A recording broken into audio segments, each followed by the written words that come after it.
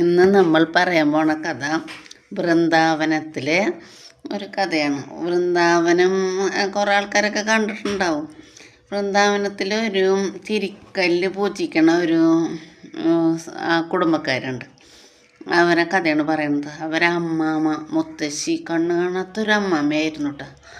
അങ്ങനെ അവരുടെ മകള് മരിച്ചു. 2 കുട്ടികളും. ഭർത്താവ് മരിച്ചോടുകൂടി ആ മകളുടെ ഭർത്താവ് ഉപേക്ഷിച്ച് 2 കുട്ടികളെയും അവിടെ കളഞ്ഞിട്ട് പോവാണ്.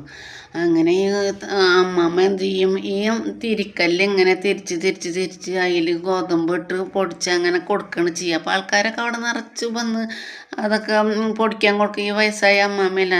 അതേസമയം അതിൻ്റെ തൊട്ടപ്പുറത്തൊരു സന്യാസി കുറേ കുട്ടികൾക്ക് ക്ലാസ് എടുക്കും. കൃഷ്ണനെ പറ്റിയിട്ടും കൃഷ്ണൻ ജനിച്ച പറ്റിയിട്ടും എല്ലാം പറഞ്ഞിങ്ങനെ ക്ലാസ് എടുക്കുന്നത്. അതൊക്കെ ഇങ്ങനെ കേട്ടിങ്ങനെ സന്തോഷിച്ചിരിക്കും ചെവിയിലിങ്ങനെ. അപ്പോൾ ആ സന്യാസിക്ക് വിചാരിച്ചു, ഈ അമ്മമ്മ കാരണം കൊണ്ട് എനിക്ക് പറഞ്ഞു തുടങ്ങി തിരിക്കല്ല് കട കട കട കട എന്നുള്ള ശബ്ദം. അപ്പം ഈ അമ്മമ്മ കാരണം കൊണ്ട് എനിക്ക് കഥ കേൾക്കാൻ പറ്റണില്ല, അല്ല പറഞ്ഞു കൊടുക്കാനായിട്ട് പറ്റണില്ലല്ലോ എന്ന് വിചാരിച്ചിട്ട് ഇങ്ങനെ മനസ്സിലിങ്ങനെ വിചാരിക്കും. അപ്പോൾ ഉണ്ണിക്കണ്ണ ഒരു ദിവസം ഈ അമ്മമ്മേനെ തിരിക്കല്ലുമ്മ കയറി അങ്ങോട്ട് ഇരുന്നു. കയറി നിന്നിട്ട് തിരിക്കല്ല് നീങ്ങണില്ല. അപ്പോൾ ഈ അമ്മമ്മ ചോദിക്കും, ആരാണ് ഇതെൻ്റെ തിരിക്കല്ലുമ്മ കയറി നിൽക്കണ്, ഇറങ്ങെന്ന് പറയും.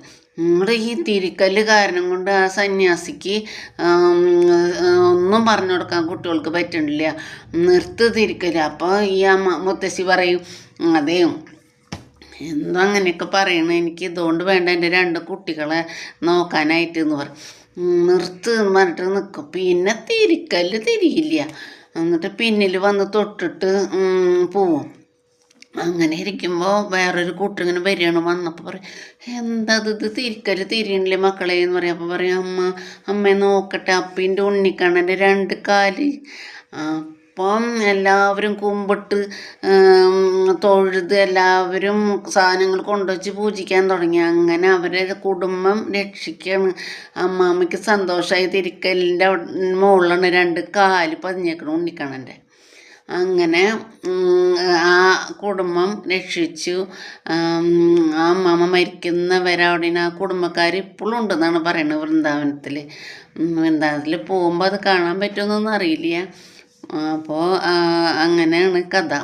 ആ അമ്മയ്ക്ക് ഭക്ഷണമായിട്ട് ദാനം ചെയ്യാനായിട്ട് ഇഷ്ടംപോലെ ആൾക്കാർ പഴവർഗ്ഗങ്ങളും സ്വീറ്റ്സും അരി സാധനങ്ങളും ഒക്കെ കൊണ്ടുവന്ന് പൂജിക്കുന്ന ഒരു സ്ഥലമാണത് എന്ന് കേട്ടിട്ടുണ്ട് പല ഇതിലും. അതാണ്